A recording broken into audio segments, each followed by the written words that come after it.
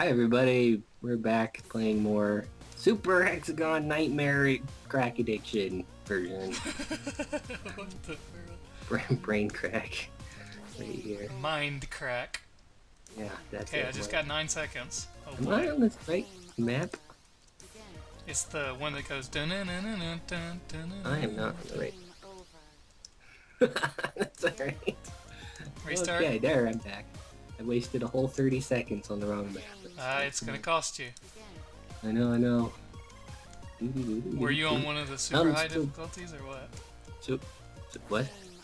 What difficulty were you on? Just the last one. Harder, not hardest. Ah, the one we did in the last video. Yeah. So, do we need to talk about this series and what we're doing? Intro? Yeah. What are we doing? We're playing for 20 minutes on this difficulty, the third difficulty setting, to see who gets the highest score.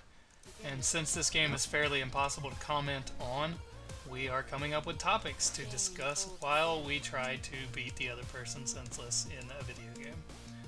Yes, so you can see my recording on my channel and Darkwind's recording on his channel, and I highly recommend you watch them both at the same time. Split screen it. Yes. That's the way I'm watching it. What's the topic of conversation? RPGs. See, RPGs, what are those? Is that like a really big gun? Role-playing games. When I was a kid, I thought role-playing games meant you roll dice while you're playing games, but no, it's you take on a role while playing the game. Yeah, it was actually hard for me when I was younger to figure out what determined an RPG, because I thought an RPG role-playing game, basically any video game is a role-playing game because you play as a character, except for like this, unless you're role-playing a triangle. Oops, that was messed up. So I'm totally yeah, role-playing this triangle. I'm dodging all the lines. so I would call Except games like Legend of Zelda and stuff like that, where largely you just had one or a few characters that you controlled, and they actually had story that unfolded throughout the game. I thought that was a role-playing game. Yeah. I mean, Funny thing is, I don't consider The Legend of Zelda a role-playing game anymore. yeah, it's an action game. I think you've persuaded me on that. Well, it's an action-adventure game, yeah. But my definition of a role-playing game now is a game with a level-up system where there's never a point in the game where you have to just be good enough because you're not getting anything else until you beat this part of the game. And that's the way The Legend of Zelda is. Yes. Of course, role-playing games originally nothing to do with video games. Yeah, they were board games. Sometimes they still don't. Well, they're pen and paper tabletop games. Yeah, tabletop. Yeah. My oldest brother designs role-playing games in his spare time. Cool. It's like a Does he make money on part-time it? job. Oh yeah. Cool. It's like a part-time job for him. That's pretty cool. Does he get commissions, or does he just come up with ideas and then sell them to companies? He creates them, writes them, produces them, sells them himself. Prints out the books, sells them himself. Goes to conventions. People love him. Holy cow, that's spinning fast. I do love the colors here. It's not distracting at all. And I remember one time I was hanging out in a gaming store, and I guess I can't remember the beginning of the conversation, but somebody was looking at a role-playing game, and a tabletop role-playing game, and somebody else said, "Hey, what's that?" And the guy said, "It's an RPG." "Oh, good. What system's it for?" No, you play it with pen and paper. It's for your kitchen table. This guy had never been introduced to tabletop role-playing. He thought it was Final Fantasy. That introduced role-playing, that sort of thing. Oh yeah. So Fate, first role-playing game. First console role-playing game? Yeah, I think my first was Shining Force. Shining Force. No, there must have been some Nintendo games I played that were RPGs. Like Dragon Warrior or Final Fantasy or something? But they weren't the big ones. And I can't remember what they are. It was so long ago. They're so obscure. I have no clue. Holy cow. Okay. But the first one I really played was Shining Force. Well, I remember playing all the Dragon Warrior games but I think I'm pretty sure I played them after after I already had a Super Nintendo, um, because I didn't get into them until the Super Nintendo. And the first game, the first RPG I ever remember playing on the Super Nintendo was Final Fantasy II, and I didn't like it. I thought it was stupid, and I didn't like the battle system or anything. And then shortly after that, I played Mystic Quest, and I liked Mystic Quest. So Yep.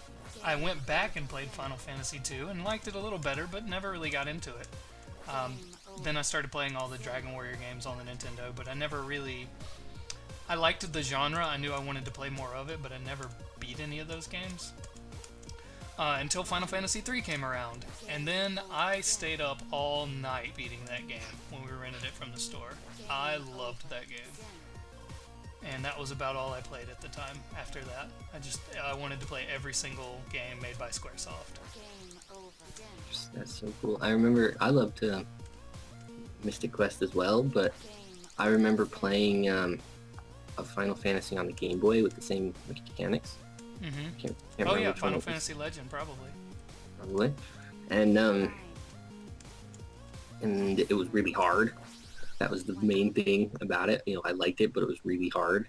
And I played Mystic Quest, and Mystic Quest had that cool weapon gimmick, and it was much easier. It was much easier than the Game Boy game? Yeah.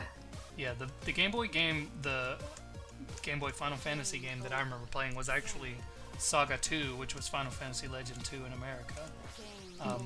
It was the second of many games in the Saga series that half of them never came out in America. But it was a really interesting series. The guy that developed those games, I guess the games that he made in America that are most well known are stuff like Legend of Mana and Saga Frontier, the two Saga Frontier games on the PlayStation. Yep. But he is one of my favorite idea men at Final Fantasy, at Square. I don't know if he's still there. But I love the concepts that he comes up with of the game mechanics, how you level up way differently than traditional console RPGs. I've always liked his ideas, but his execution has never been my favorite.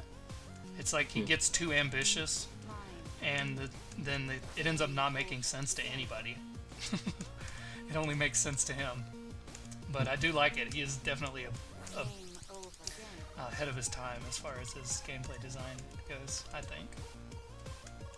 I think he tries to make console video games a lot more like tabletops. He seems to incorporate the randomness of dice rolling into his games a lot more than the mainline Final Fantasy games did. Oh, my Tourette's is killing me. Okay. Take a twitching break. So, one of the things that I liked about his way of designing games was your characters level up based on the skills you use, not based on fighting a number of monsters. If you use your fighting skills, you get stronger. If you use your magic, you get more intelligence, etc., etc. I've always liked that way of leveling up better than just level up and random stats based on your class increase.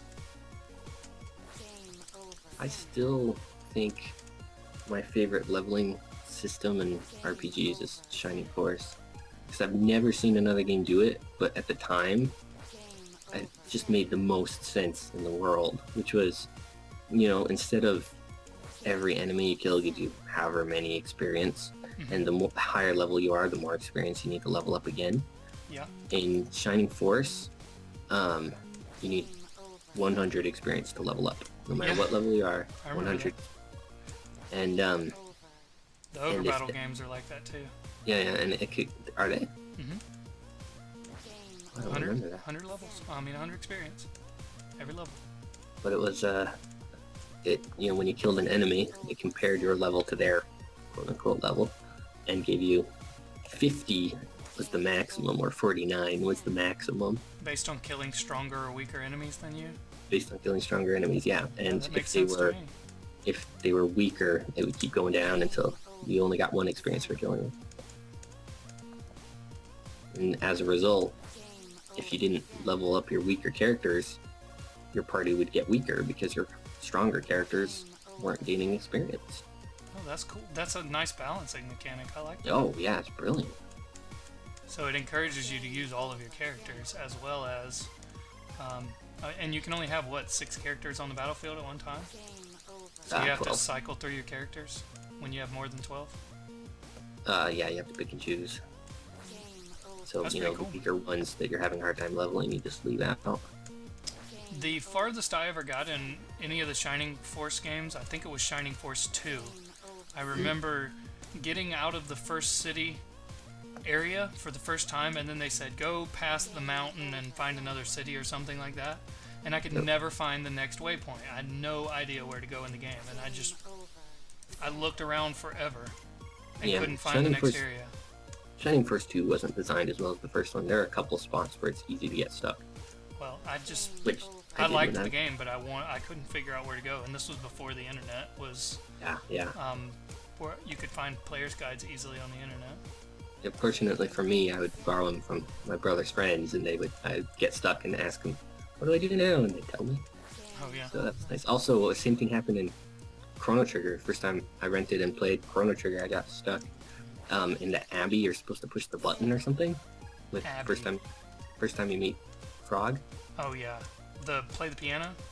Yep. Oh, that's what it played, the piano, and I had no idea. And I don't remember. I must have been talking to my brother while on the phone while he was at college, and mentioned I was playing Chrono Trigger, and he said, "Oh yeah, my roommate loves that game. That's like his favorite game." I said, "Really? I'm really stuck on this part." And so he handed the phone over and talked me through it. That's funny. It's the coolest thing, yeah. So I always had, like, word of mouth help me. It's kind of funny that you say that because you don't like communicating with people, but you would talk to people about video games. First friends I ever made in high school was I heard these 2 kids talking about Wave Race 64 on the N64. And I was like, hey, I know that game because I was subscribed to Nintendo Power. Even though I didn't have the game, I'd played it. And I was like, whoa, I didn't know other people played video games. I thought this was some weird, freaky thing that me and my brothers did, or my brother did. I don't have multiple brothers. Because we had nothing else to do. I didn't realize other people actually did that. So it was cool.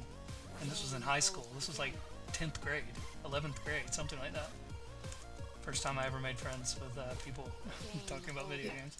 So I made it all the way to 11th grade and never really knew that other people played video games seriously until that point.